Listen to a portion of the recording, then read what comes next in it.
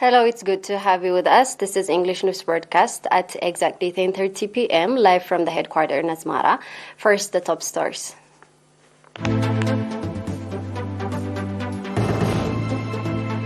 Activity assessment meeting in Ansaba region.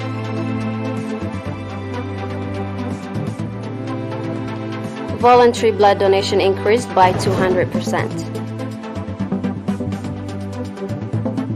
South Korea and U.S. increased number of joint military drills.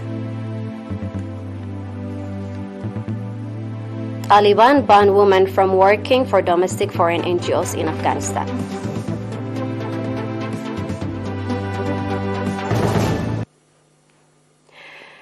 At an activity assessment meeting conducted from 21st to 23rd December in Karen, Ambassador Abdullah Musa, governor of Ansaba region, called on farmers to practice select crops with a view boost their agricultural production, indicating that water and soil conservation, planting tree seedlings, construction of water reservation, as well as development of irrigation farming are vital for ensuring food security.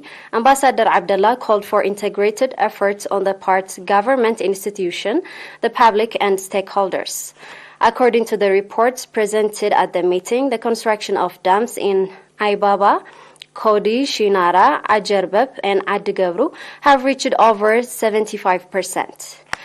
Karoble School Hazag Administration Office, Haggaz Administration Office, and sewage system of Hamel Malo College of Agriculture have been renovated. The report further noted that with the students' summer work program and with strong participation of government employees and the public, a number of terraces and water diversion schemes have been constructed and renovated, and 700,000 tree seedlings have been planted. Regarding education facilities, the report indicated that Karmed, Balwa, Mahlab, the Filadarbi school have been promoted to high school, and Mar'at, Hanberg, Gera, Fenshenluk, and Karen School of Visual Impaired have been promoted to junior schools. Commendable effort has been conducted in the development of adult education program, the report added. Furthermore, the report noted that the construction of maternity ward at Karen Hospital, as well as construction of waiting room for pregnant women in all health facilities in the region, are contributing in the commendable health service provisions.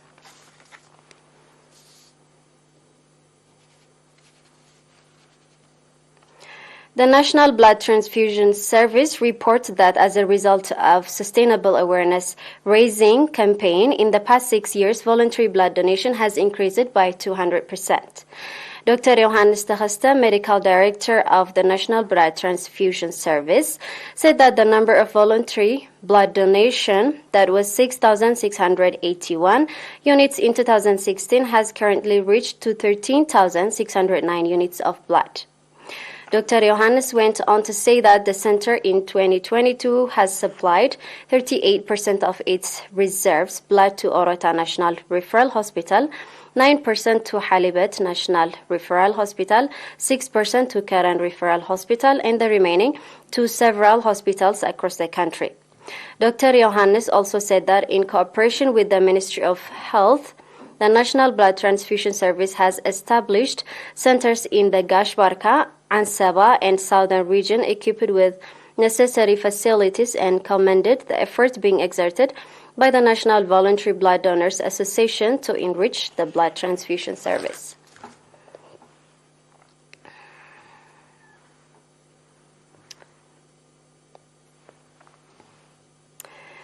Award has been provided to 42 students, including 50% females in Massawa Subzone that scored higher points in the 2021-2022 8th grade national examination.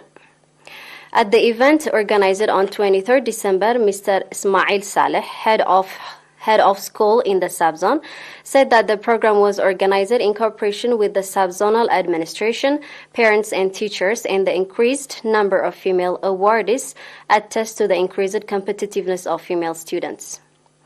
Mr. Rashid Mohammed Osman, head of the Ministry of Education branch in the Northern Red Sea region, on his part said that the objective of the award is to encourage outstanding students and fellow students to follow their footsteps. Speaking at the occasion, Mr. Haile Asfaha, administrator of the port city of Massawa, said that the award was also to parents that carried out a sustainable follow-up on the education performance of their children and expressed readiness of the subzonal administration to stand alongside their endeavors. Mr. Haile also called on the awardees to develop competence in their education and become role models to follow students.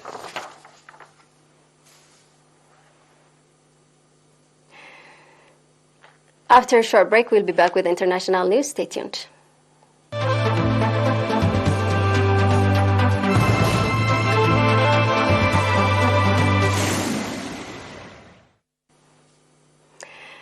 The Southern Korea and U.S. military will hold some 20 joint military drills in the first half of next year, Seoul announced it.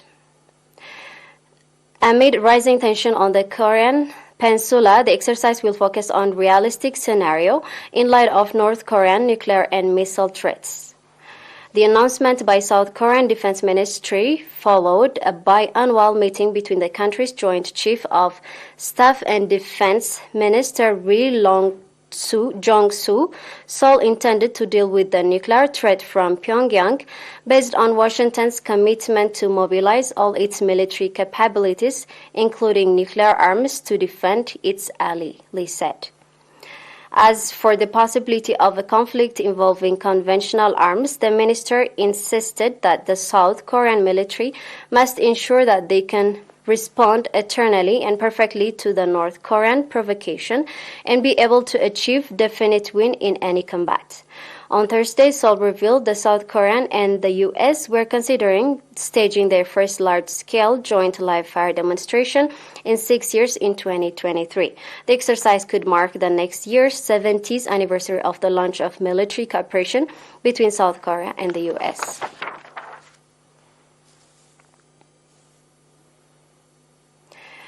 The Taliban government on Saturday ordered all foreign and domestic non-governmental groups in Afghanistan to suspend employee women, allegedly, because some female employees didn't wear the Islamic headscarf correctly. They also separately banned women from attending religious class at the mosque in the country's capital, Kabul. The bans are the latest restrictive move by Afghanistan new rules against women's rights and freedom, coming just days after the Taliban banned female students from attending universities across the country. Afghan women have since demonstrated in major cities against the ban, a rare sign of domestic protest since the Taliban seized power last year. The decision has also caused international outrage.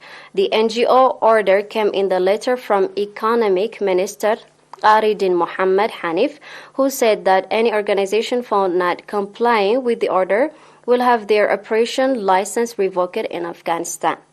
The ministry spokesman Abdul Rahman Habibi confirmed the letter's content to the Association Press. The ministry said it had received serious complaints about female staff working for NGOs not wearing the correct headscarf or hijab. It was not immediately clear if the order applies to all women or only Afghan women working at the NGOs. And now we'll have a quick review of the top stars.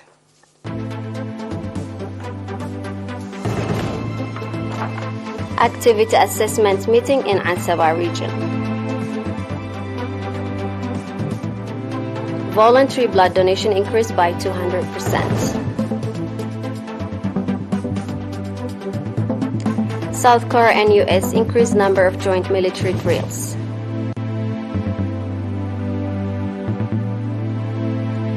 Taliban banned women from working for domestic foreign NGOs in Afghanistan.